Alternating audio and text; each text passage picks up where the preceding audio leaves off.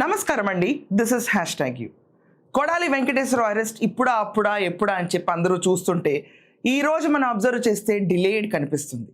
ఒక రకంగా బయటకు వచ్చి మొన్న అంబటి రాంబాబుని తనేదో ఉద్ధరించాలి, మాట్లాడాలి, లేకపోతే వైసీపీ పార్టీలో తన మనుగడ ఉండదు. ఇంకా కృష్ణా జిల్లాలో నోరేసుకు పడిపోయే ఆయుధాల్లో కొడాలి వెంకటేశ్వరరావు, వల్లభనేని వంశీ ఇద్దరు ఖడ్గాయుధాల్లాగా వాడి ఓడి ఓ మూల కూర్చున్న కొడాలి వెంకటేశ్వరరావు అతని పైన ఉపాధి హామీ పథకం కేసులు అవనిండి, ఆఖరికి జగనన్న ఇళ్ల కాలనీల విషయంలో మట్టి తవ్వివేతల విషయం అవనిండి, ఆఖరికి నారా భువనేశ్వరి గారిని అన్న మాటల పైన అతని పైన Visakhapatnam Vizianagaram subject to correction ఒక చోట రిజిస్టర్ అయిన కేసులో అయితే యాంటిసిపేటరీ బెయిల్ తీసుకున్నాడు. అరెస్ట్ కాకుండా కొడాలి వెంకటేశ్వరరావు తప్పించుకుని తిరుగుతున్నాడు. ఇప్పుడు దాకా న్యాయం జరగలేదు. ఎంతో మంది బతికుండగా కూడా డెత్ సర్టిఫికెట్స్ క్రియేట్ చేసి వాళ్ళ అకౌంట్లో డబ్బులు వేయించేసుకుని ఆ డబ్బుల్ని తన అకౌంట్కి తరలించుకుని చివరికి ఒక ఫిలిం ప్రొడ్యూసర్ తనకి ఇవ్వాల్సిన డబ్బులు తిరిగి ఇవ్వడానికి ఇలా అకౌంట్లో డబ్బులు వేస్తాడని చెప్పి వాళ్ళందరినీ మభ్యపెడితే ఎప్పుడైతే ఇన్కమ్ ట్యాక్స్ డిపార్ట్మెంట్ దీంట్లో ఇంటర్ఫీర్ అయిందో మీరేం కంగారు పడమాకండి, మీ అందరికీ డెత్ సర్టిఫికెట్ ఇష్యూ చేస్తాను, వాళ్ళు ఎవరు మిమ్మల్ని పర్స్యూ చేయరు అని చెప్పి ఉపాధి హామీ పథకం కింద కొడాలి వెంకటేశ్వరరావు చేసిన హై డ్రామా చూసిన తర్వాత ప్రతి ఒక్కళ్ళు అసలు కూటమి ప్రభుత్వం రాగానే అరెస్ట్ అయ్యేది కొడాలి వెంకటేశ్వరరావు అనుకున్నారు. ద మూమెంట్ కూటమి ప్రభుత్వం వచ్చిందో లేదో కొడాలి వెంకటేశ్వరరావు గుండె జబ్బు అనుకుంటే బాంబే వెళ్ళిపోయాడు, వచ్చాడు, ఒక బ్యాడ్జ్ పెట్టుకుని తిరిగాడు. తర్వాత ఇప్పుడు గుడివాడలోనే నార్మల్గా తిరుగుతున్నాడు. కానీ అరెస్ట్ మాత్రం ఎక్కడ సంకేతాలు లేవు, ఎక్కడ నోరు కూడా ఇప్పలేదు. మొన్నటికి మొన్న అంబటి రాంబాబుని పరామర్శించడానికి వచ్చినప్పుడు నారా లోకేష్ని రెచ్చగొట్టే వ్యాఖ్యలు మళ్ళీ చేసి ఎర్ర బుక్కు పసుపు బుక్కు అని మాట్లాడిన కొడాలి వెంకటేశ్వరరావు తర్వాత అయితే అరెస్ట్ ఇవాళ రేపా అనుకుంటే ఇంకా అరెస్ట్ కాలేదు.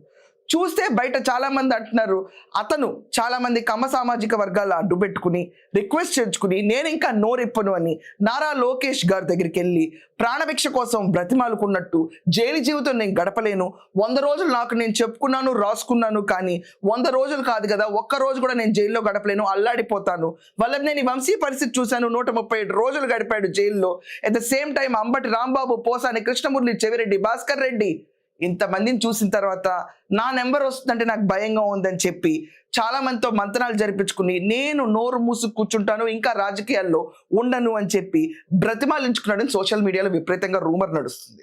ఇది కేవలం సోషల్ మీడియా రూమర్ మాత్రమే. ఇతని అరెస్ట్ డిలే అవడంతో ఇలాంటి రూమర్స్ బయట నడుస్తున్నాయి.